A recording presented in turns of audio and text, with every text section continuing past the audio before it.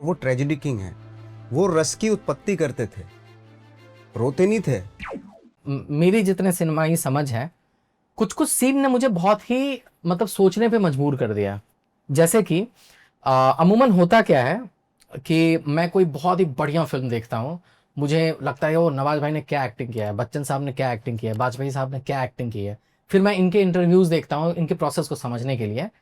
मैं पहली बार एक ऐसी फिल्म देख रहा था जहां पे एक्टिंग के पूरे प्रोसेस के ऊपर फिल्म बना दी गई है, और वो भी बोर नहीं करती है, आपको आपको सिखाती है। जैसे एक सीन है कि जो मोनी का किरदार है वो नवाज भाई के किरदार को बोलता है कि तुम बिना डायलॉग बोले हुए इमोशन फील करो।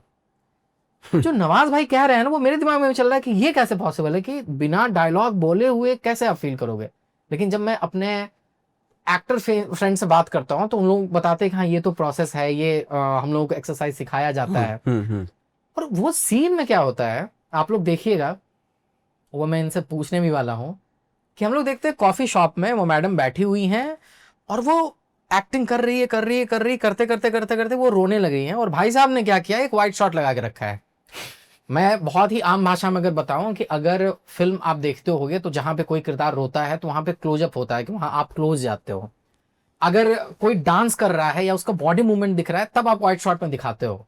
ये डिसीजन आपने क्यों लिया कि यार वो तो रो रही हैं, हम मतलब दर्शक को तो देखना था उनके आंसू, उनके फेशियल एक्सप्रेशन को। बिल्कुल। आपने मतलब कुछ और ही दिखा दिया, आपने पूरे उनके बॉडी लैंग्वेज को दिखाया। ये क्यों किया आपने, बताइए। तो ये इसमें तीन तीन क्वेश्चन है एक्चुअली इसमें। जी। एक है कि लोगों को लगता है कि डायलॉग एक्टिंग है, तो हमको वो बोलना था कि डायलॉग एक्टिंग नहीं, इमोशन एक्टिंग। तो डायलॉग निकाल ही देते हैं, तो इसलिए ये सीन मैंने इमेजिन किया था कि वो लोगों को ये भी समझ में आया कि बिना डायलॉग के भी इमोशन हो सकता है। एकदम ही जैसे मुझे लगता है मैं कोई भी भाषा में जाके डायरेक्ट कर सकता हूँ, ये मेरा अंदरूनी बिलीफ है और मैं इसके आगे जाके करूँगा भी। स्पेशली प्लेज, फ्रेंच में भी जाके डायरेक्ट करूँगा प्ले, क्योंकि मुझे लगता है मैं इमोशन देख सकता हूँ इंसान में। बस तो मेरा वही था, इसलिए मैंने वो सीन लिखा कि अब ये करते हैं कि डायलॉग हटा दो पूरा, और चित्रा ने तो बखूबी निभाया वो कि एकदम बिना डायलॉग के वो फील करा देती है एक आम आदमी को भी कि अरे बाप रे हाँ ये तो करेक्ट कर दिया उसने विदाउट डायलॉग। तो वो एक था। कहते हैं ना कि जैसे रस की उत्पत्ति करना एक्टर का काम है, रस का स्वाद करना ये ऑडियंस का काम है। आपको आप सिर्फ रस क्रिएट करो, इमोशन क्रिएट करो, रोने का काम ऑडियंस का। आप मत रो यार। जैसे अक्सर होता है टीवी सीरियल में, देखो सब टसवे भाग के रो रहे हैं, पूरी टंकी चल रही है आंसुओं की, और ऑडियंस बैठ के ऐसे देख रही है, कोई उस पर कोई असर ही नहीं हो रहा। कोई असर नहीं हो रहा है। हाँ, तो ऐसे ही होता है कि आपने वो प्रोसेस में जहां उसको रोने से पहले का जो, जैसे आई लव यू बोलने से पहले जब लड़की को आई लव यू बोलते हैं, उससे पहले का ड्रामा उससे पहले का है। जहां बोल दिया लव यू तो ड्रामा खत्म हो गया ना उसको।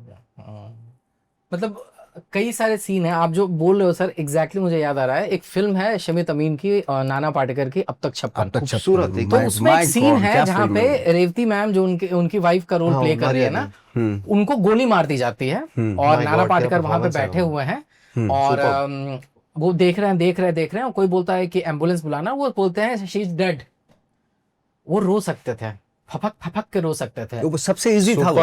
आंसू यहाँ तक आया जो आप बता रहे हो ना, और वहीं पर उन्होंने रोक लिया। कमाल का गूज़बम्स आ गया जब मैं बोल रहा हूँ। इवन जैसे दिलीप साहब वाला जो सीन है ना, कोई गाड़ी रोको को मशाल ए भाई गाड़ी रोको, वो क्या उनकी नीड थी, मेरे को इसको बचाना है, इसलिए वो गाड़ी को वो बोले कोई गाड़ी रोको, कोई गाड़ी रोको। और वो इतना लंबा सीन है, सिर्फ वही बोल रहे हो गाड़ी रोको भाई, कोई गाड़ी रोको है, ये पड़ी है यहाँ पे, ये मर जाएगी, गाड़ी रोको, कोई गाड़ी रोको।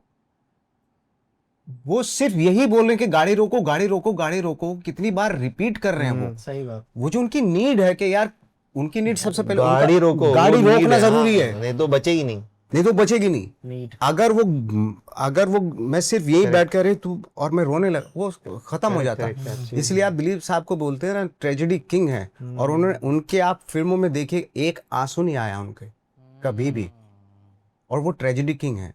वो रस की उत्पत्ति करते थे, रोते नहीं थे। रस को जो भाव होता था, जो इमोशन है, उसको क्रिएट करते थे। करेक्ट। कभी रोई नहीं दिलीप साहब कभी भी। तो ये खास बात है इमोशंस की।